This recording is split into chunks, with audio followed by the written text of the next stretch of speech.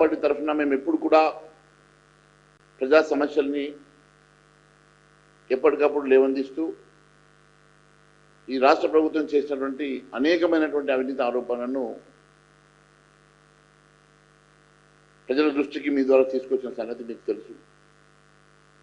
మరి ఈరోజు కొత్తగా కేటీఆర్ గారు నిన్నటి ప్రెస్ మీట్లో కానీ మొన్నటి ప్రెస్ మీట్లో కానీ భారతీయ జనతా పార్టీ అసలు ఏం చేయనట్టుగా ఆయన ఏదో కొత్తగా ఆరోపణలు చేస్తున్నట్టుగా మాట్లాడుతూ ఉన్నారు. కల్వకుంట్ల తారక రామారావు గారు గౌరవ శాసనసభ్యులు, మీరు ఇప్పుడు కళ్ళు తెరుచుకొని ఏదో రెండు మాటలు మాట్లాడి నేను ఉన్నాను, మా పార్టీ ఇంకా బతికి ఉన్నదని చెప్పుకునే ప్రయత్నం చేస్తున్నారు. నేను అసెంబ్లీ సాక్షిగా మీడియా సాక్షిగా ఎన్నో అవినీతి ఆరోపణలు ఎన్నో అంశాలను తీసుకొచ్చినప్పుడు ఏ రోజు కూడా స్పందించినటువంటి మీరు ఈరోజు స్పెసిఫిక్గా నా పేరు తీసుకొని నేనేదో 3 నెలల క్రితం ఒక ఆరోపణ చేసి మళ్ళీ ఎందుకు ఢిల్లీ నుంచి ఫోన్లు వచ్చాయని చెప్తా ఉన్నారు. ఒకటే చెప్తా ఉన్నాను, కేటీఆర్ గారు, భారతీయ జనతా పార్టీ ఎప్పుడు కూడా నిక్కచ్చిగా మేము నిలబడతాం, ప్రజల పక్షాన్ని నిలబడి పోరాటం చేస్తాం.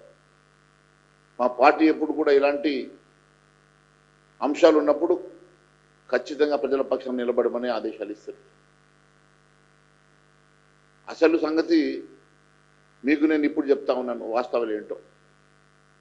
ఎన్నడూ లేని ఈరోజు కేటీఆర్ గారు ఎందుకు మాట్లాడుతూ ఉన్నారు, దానికి వెంటనే ఈ ప్రభుత్వం ఎందుకు స్పందిస్తూ ఉన్నదో వాస్తవాలు నేను మీకు ఈరోజు మీ దృష్టికి తీసుకొస్తా ఉన్నాను. అసలు కేసీఆర్ కుటుంబాన్ని కాపాడుతున్నదే కాంగ్రెస్ పార్టీ.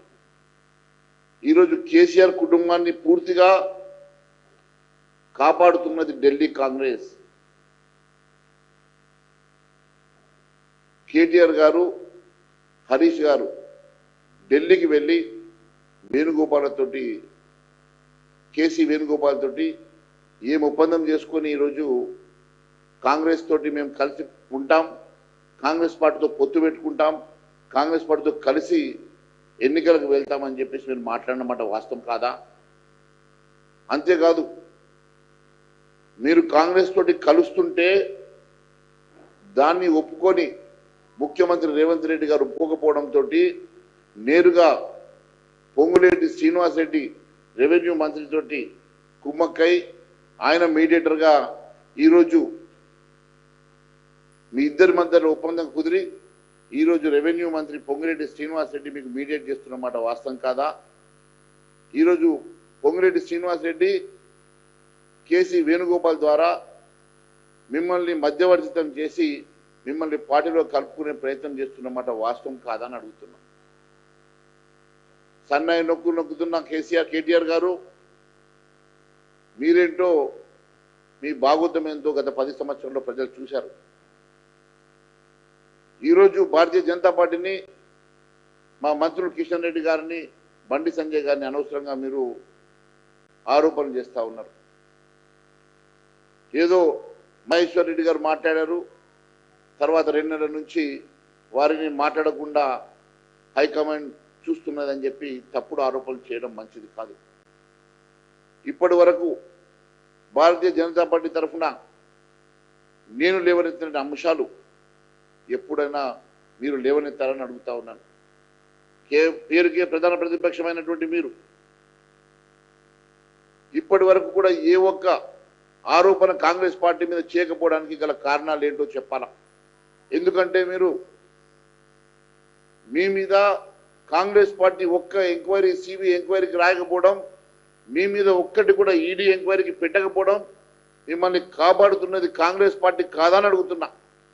ఈరోజు మీరు ఇంత స్వేచ్ఛగా ఈరోజు హైదరాబాద్లో మీ కార్యకలాపాలు నడుస్తున్నాయంటే ఇది కాంగ్రెస్ మీకు పెడుతున్నటువంటి భిక్ష కాదని అడుగుతున్నా. నిజంగా కాంగ్రెస్ పార్టీకి చిత్తశుద్ధి ఉండి మీ ఇద్దరి మధ్యలో నిజంగా కూడా చీకటి ఒప్పందం లేకుంటే కాంగ్రెస్ పార్టీ ఎందుకు మీ మీద సిబిఐ ఎంక్వైరీ, ఈడీ ఎంక్వైరీ వెంటనే ఆదేశాలు ఇవ్వడం లేదు? సిబిఐ ఎంక్వైరీకి, ఈడీ ఎంక్వైరీకి ఎందుకు లెటర్ ఇవ్వడం లేదు అని అడుగుతా ఉన్నాను. మరి మీకు తెలియదా? మీ హయాంలోనే కదా మీరు సిబిఐ ఎంక్వైరీ నేరుగా ఈ రాష్ట్రంలో చేయడానికి వీలు లేదు అని చెప్పేసి జీవో తీసుకొచ్చింది. మీరే కదా ఆ రోజు హైకోర్టులో అఫిడవిట్ ఫైల్ చేసి మీ అడిషనల్ అడ్వకేట్ జనరల్ గారు ఫైల్ చేసిన మాట 2022 ఆగస్టు 30 తారీఖు రోజు మీరు స్వయంగా హైకోర్టులో మీరు అఫిడవిట్ ఇచ్చిన మాట వాస్తవం కాదా? కాన్సెంట్ ని విత్డ్రా చేసుకున్న మాట వాస్తవం కాదా? ఈ రాష్ట్రంలో ఎట్టి పరిస్థితుల్లో నేరుగా ఏ ఎంక్వైరీ కూడా సిబిఐ చేయడానికి వీలు లేదని చెప్పేసి మీరు తీసుకొచ్చినటువంటి జీవో వాస్తవం కాదా అని అడుగుతున్నా. అంతేకాదు ఈ రోజు వరకు నేను తీసుకొచ్చినటువంటి అంశాలు, ఆ రోజు హెట్రో డ్రగ్స్ గురించి మాట్లాడితే ఆయన మీ స్వయంగా మీ పార్టీ ఎంపీ కాబట్టి రాజ్యసభ సభ్యుడు కాబట్టి దాని మీద మీరు మాట్లాడలేదు. నేను సివిల్ సప్లైస్ మీద మాట్లాడినప్పుడు ఏదో మాట్లాడాలి కాబట్టి నెల తర్వాత ఏదో మాట్లాడారు తప్ప ఇప్పటి వరకు దాని మీద మీరు మాట్లాడలేదు. కానీ భారతీయ జనతా పార్టీ ఈ అంశాలను కేంద్రానికి నివేదిక ఇచ్చింది. కేంద్రం దాని మీద పూర్తిగా స్టడీ చేస్తూ ఉన్నది. నేనే స్వయంగా కేంద్ర మంత్రి సివిల్ సప్లైస్ కేంద్ర మంత్రి గారిని కలిసి నేనే లెటర్ ఇచ్చిన సంగతి ఆ రోజు మీడియాలో కూడా వచ్చింది. దాని మీద ఒక విజిలెన్స్ కమిటీ ఖచ్చితంగా రాబోతున్నది. ఇప్పుడు ఎఫ్సిఐలో కూడా దాని మీద ఇంటర్నల్ ఎంక్వైరీ నడుస్తున్నది. మీరు సిబిఐ ఈడీ ఎందుకు రావడం లేదని అడుగుతున్నారు కదా. గతంలో మీరే ఈడీ వస్తుందా బోడీ వస్తుందా అంటవి, సిబిఐ ఎట్లా వస్తుందో అంటవి. ఎక్కడనో ఢిల్లీలో చిన్న లిక్కర్ స్కామ్ తీగలాగితే దొంగ గదిలినట్లు ఇక్కడ వరకు హైదరాబాద్ వరకు వచ్చి 6 నెలలు మీరు పడ్డ తిప్పలు మీకు తెలియదా అని అడుగుతున్నా. ఒక్కసారి సిబిఐ ఎంటర్ అయినప్పుడు ఏ రకంగా 6 నెలల పాటు మీరు ఇబ్బంది పడ్డారో మీకు తెలియదా? మళ్ళీ మళ్ళీ సిబిఐ కోరుకుంటున్నావు, నాకు అర్థం కావడం లేదు. మిత్రమా, మాట్లాడితే సిబిఐ కోరుకోవడం మంచిది కాదు. నిజంగా సిబిఐ వచ్చే రోజు కూడా దగ్గరలోనే ఉన్నది. సిబిఐ వచ్చిన రోజు 1 కాదు 2 కాదు, మీ కాళేశ్వరం, మీ మిషన్ భగీరథ, మిషన్ కాకతీయ 1 కాదు, మీరు చేసినటువంటి ధరణి, మీరు చేసినటువంటి భూముల కుంభకోణాలు, మీరు చేసినటువంటి ప్రతి అంశం కూడా బయటకు వస్తుంది. లక్షల కోట్ల రూపాయలు మీరు చేసిన కుంభకోణం అన్ని బయటకు వస్తాయి.